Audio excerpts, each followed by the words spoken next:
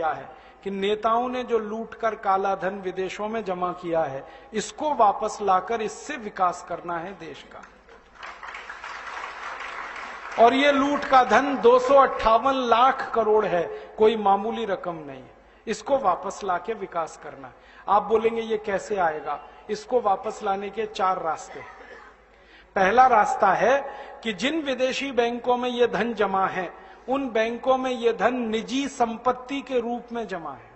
व्यक्तिगत संपत्ति, किसी नेता की, किसी अधिकारी की व्यक्तिगत संपत्ति, निजी संपत्ति। अगर हम इस धन को राष्ट्र की संपत्ति घोषित करा सकें तो ये धन किसी भी बैंक में जमा नहीं हो सकता, ये वापस आएगा भारत में। क्योंकि अंतर्राष्ट्रीय बैंकिंग व्यवस्था का एक नियम है, किसी भी देश की राष्ट्रीय संपत्ति उसी देश में जमा होती है, वो जिस देश की होती है, दूसरे देश में जमा नहीं हो सकती। तो अब तक जो जमा है वो निजी संपत्ति है, हम इसको राष्ट्र की संपत्ति बना दें तो ये वापस आएगा। आप बोलेंगे ये कौन करेगा? इस काम को करने के लिए 2 संस्थाएं हमारे पास हैं। एक का नाम है सुप्रीम कोर्ट और एक का नाम है संसद। सुप्रीम कोर्ट की ताकत है कि वो किसी भी संपत्ति को राष्ट्रीय संपत्ति घोषित कर सकता है। और सुप्रीम कोर्ट ने एक बार ऐसा किया था। यूरिया घोटाला हुआ जब नरसिम्हा राव के जमाने में, तो 133 करोड़ रुपए चला गया था देश के बाहर। सुप्रीम कोर्ट ने उसको राष्ट्रीय संपत्ति घोषित करके वापस मंगा लिया और स्विस बैंक से वो 133 करोड़ रुपए वापस आ गया।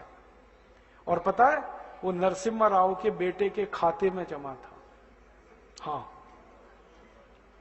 और सुप्रीम कोर्ट ने नरसिम्हा राव के बेटे को जेल भेज दिया।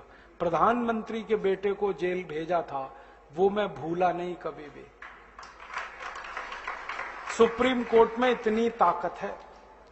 तो हमने सुप्रीम कोर्ट में एक मुकदमा लगाया है अभी 6 महीने पहले, ये जो भारत स्वाभिमान नाम की संस्था है ना, इसकी तरफ से। और मुकदमा हमारा एक ही है कि अगर यूरिया घोटाले का पैसा सुप्रीम कोर्ट ने राष्ट्र की संपत्ति घोषित किया था, तो चारा घोटाले का भी राष्ट्र की संपत्ति है, बोफोर्स घोटाले का भी राष्ट्र की संपत्ति है, सभी घोटालों का पैसा राष्ट्र की संपत्ति है। और इस तर्क से अगर सुप्रीम कोर्ट सहमत हो जाए तो 258 लाख करोड़ को राष्ट्र की संपत्ति वो घोषित कर सकता है। और ये घोषणा होते ही हम इंटरनेशनल कोर्ट ऑफ जस्टिस में जा सकते हैं फैसले को लेकर, और आईसीजे ऑर्डर करे तो दुनिया के 70 देशों की बैंकों को पैसा वो वापस करना पड़ेगा भारत को। इस उम्मीद में मुकदमा लगाया है हमने। 6 महीने हो गए। 6 महीने तक ये मुकदमा स्वीकार नहीं हुआ, बहस होती रही कोर्ट में, और अब स्वीकार हो गया है। कोर्ट ने तैयार मान लिया कि अब ये मुकदमा सुना जाएगा। 6 महीने लगे और कोर्ट ने अपने को कन्विंस करने के लिए सब तरफ से जानकारी मंगाई। हमने कहा, उतने पे विश्वास नहीं किया कोर्ट ने। एक अंतर्राष्ट्रीय संस्था को कॉल किया कोर्ट ने, उसका नाम है ट्रांसपेरेंसी इंटरनेशनल। उन्होंने आके सारे दस्तावेज कोर्ट में पेश किए कि भारत का कितना ब्लैक मनी। फिर और एक संस्था को कॉल किया कोर्ट ने, उनका नाम है टैक्स जस्टिस नेटवर्क। उनको बुलाया, उन्होंने दस्तावेज दिए। फिर भारत के तमाम बड़े अधिकारियों को बुलाया कोर्ट ने, एनफोर्समेंट डायरेक्टरेट के, पूछा कि आपको मालूम है विदेशी बैंकों में खाते हैं? उन्होंने कहा हाँ खाते हैं। फिर सीबीआई वालों को बुलाया। जब सब तरफ से कोर्ट कन्विंस हुआ तो कोर्ट ने मुकदमा स्वीकार कर लिया। अब कोर्ट ने नोटिस दिया है सरकार को, और सरकार को पूछा है कि ये 258 लाख करोड़ किस किस का है, जल्दी से कोर्ट को बताया जाए। अब सरकार की हालत थोड़ी खराब है, क्योंकि जिनका पैसा है वो ही सरकार चला रहे। तो सरकार ने कोर्ट में टालम टोल करना शुरू किया है। ये टालम टोल वो थोड़े दिन करने वाले हैं, ये हमें मालूम है, क्योंकि वो बताएंगे नहीं कभी भी। तो हम सुप्रीम कोर्ट को एक दिन एक बात कहेंगे कि टालम टोल 6 महीने, साल भर, 1.5 साल, 2 साल, 3 साल, कितनी? फिर हम सुप्रीम कोर्ट को कहेंगे आप तो एक्स पार्टी जजमेंट दे दो, और कोर्ट को ताकत है वो करने की। और हम कोर्ट को कहेंगे ये नहीं बता रहे किसका पैसा है, आप तो ये कह दो जिसका भी पैसा है वो भारत की राष्ट्रीय संपत्ति है, बात खत्म हो गई। और उम्मीद है कि कोर्ट ये फैसला देगा और ये फैसला हुआ तो 258 लाख करोड़ वापस आएगा। दूसरा रास्ता है अपने पास, वो ये कि हम संसद में अगले 4 सालों में एक प्रस्ताव पास कराना चाहते हैं और वो प्रस्ताव ये है कि 15 अगस्त 1947 के बाद जितना भी धन भारत से बाहर गया वो भारत की राष्ट्रीय संपत्ति है। बस किसी का नाम नहीं लेना, किसी की बात नहीं कहना। 15 अगस्त 1947 के बाद जितना धन बाहर गया है भारत से हवाला के थ्रू, क्योंकि सब हवाला से ही जाता है, वो भारत की राष्ट्रीय संपत्ति है। संसद प्रस्ताव को पास करे। अब इस प्रस्ताव को रखेगा तो कोई एक सांसद, और वो हमें मिल ही जाएगा अगले 4 साल में। कोई तो माई का लाल मिलेगा, ऐसा तो नहीं है कि सब मर गए। और प्रस्ताव जब रखा जाएगा तब बहस होगी। बहस वाले दिन हम देखेंगे कि कौन कौन इस प्रस्ताव का विरोध कर रहा है। जो विरोध करेगा पक्की बात है खाते उसी के हैं, पैसा उसी का है, और सारा देश देखेगा बेईमान कौन कौन है संसद में। आप तो अपने सांसद पे नजर रखना बस कि आपका सांसद क्या कह रहा है। हर एक इलाके में मैं घूम घूम के लोगों से एक ही बात कह रहा हूं कि जिस दिन ये प्रस्ताव आएगा टीवी पर बहस आएगी, क्योंकि अब डायरेक्ट टेलीकास्ट होने लगा है। आप अपने सांसद पे नजर रखना वो क्या कर रहा है, आपको पता चल जाएगा वो बेईमान है ईमानदार है। अब संसद में या तो प्रस्ताव गिरेगा या पास होगा। गिरेगा तो विरोध करने वाले सांसद ज्यादा चाहिए, तो सारा देश देखेगा बेईमान और हरामी कौन कौन है इस देश में। और या सांसद डर के मारे विरोध नहीं करेंगे तो झटके में प्रस्ताव पास हो जाएगा, और प्रस्ताव पास हुआ तो कानून बनेगा। अपने दोनों हाथ में लड्डू है, हमें कुछ खोना ही नहीं है, जो है पाना है। तो या तो बेईमानों को एक्सपोज करेंगे पूरे देश में और घूम घूम कर कहेंगे कि ऐसे हरामी और बेईमानों को दोबारा चुनकर मत भेजो जो विदेशी पैसे को वापस लाना ही नहीं चाहते, जो देश को अमीर होने ही नहीं देना चाहते, जो गरीबी मिटने ही नहीं देना चाहते इस देश की। तो या तो उनके खिलाफ लड़ाई शुरू होगी, जंग, और वो आखिरी जंग होगी। या तो वो रहेंगे या तो हम रहेंगे, बीच में कुछ नहीं होगा। और अगर प्रस्ताव पास हो गया तो कानून बन गया, तो पैसा आ जाएगा 258 लाख करोड़। तीसरा और रास्ता है अपने पास, हम इस पूरे 258 लाख करोड़ का ब्यौरा लेकर इंटरनेशनल कोर्ट ऑफ जस्टिस में जा सकते हैं और दुनिया के 70 देशों के खिलाफ प्रतिबंध लगवा सकते हैं। अमेरिका ने अभी ऐसा किया।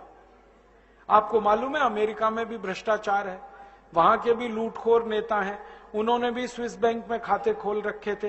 बराक ओबामा ने अभी एक झटके में वो सब ठीक किया।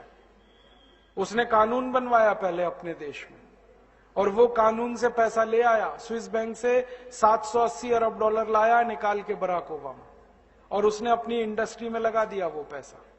और अमेरिका के 19,780 खाते बंद कराए उसने।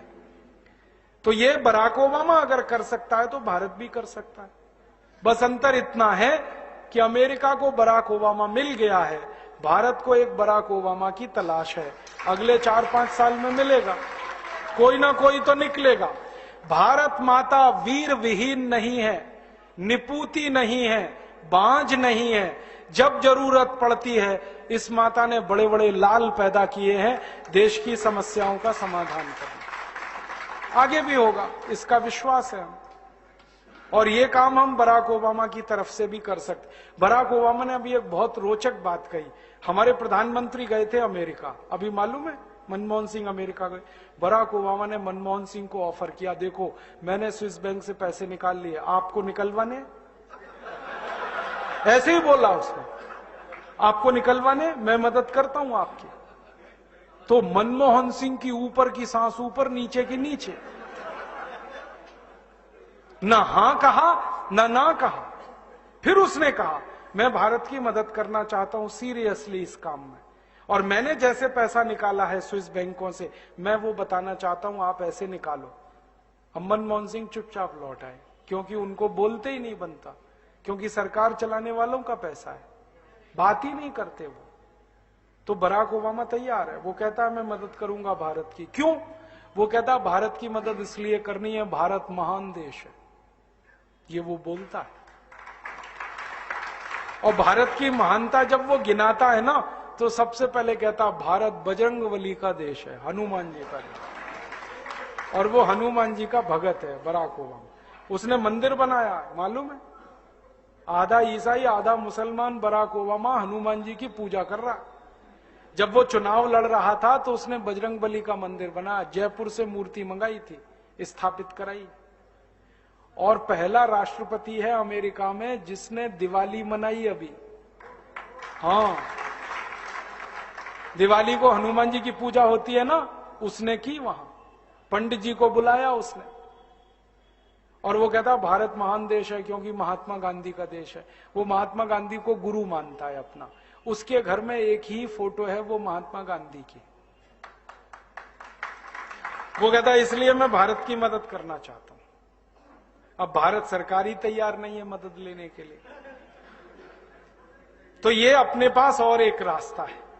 तो अपने पास 4 रास्ते हैं। एक चौथा रास्ता है कि हम खुद चाहें तो स्विट्जरलैंड से दादागिरी करके ये पैसा ला सकते हैं। स्विट्जरलैंड के पास ना आर्मी है, ना एयरफोर्स है, ना नेवल फोर्स है, छोटा सा देश है। हाँ, जनसंख्या भी इतनी कम है जितनी तो हमारे एक जिले में है, उतनी तो स्विट्जरलैंड पूरे देश में नहीं। मैं तो मजाक में कभी कभी ये कहता हूं कि सारे भारतवासी, माफ करना ये कहने के लिए, इकट्ठे होकर पेशाब कर देंगे तो स्विट्जरलैंड बह जाएगा।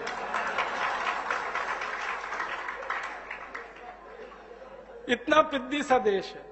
2 घंटे कार चलाओ तो स्विट्जरलैंड की सीमा खत्म हो जाती है, दूसरे देश में कार घुस जाती है। पुलिस उनके पास है नहीं, आर्मी है नहीं, थोड़ी दादागिरी करो वो तो दे देंगे। अमेरिका ने अभी कहा था उनको कि इराक का ध्यान है, अफगानिस्तान का ध्यान है, वो आपका भी हाल हो सकता है। तुरंत उन्होंने पैसे निकाल के दे दिए, 1 मिनट नहीं लगा। तो अपने पास 4 रास्ते हैं। पहले तीनों रास्तों का उपयोग करेंगे। कानून से वो पैसा लाएंगे, क्योंकि गलत कानून के कारण वो पैसा गया है, तो कानून सही करके उसको वापस लाएंगे। और भविष्य में ये पैसा बाहर ना जाए, इसकी पक्की व्यवस्था करेंगे। पहला कानून बना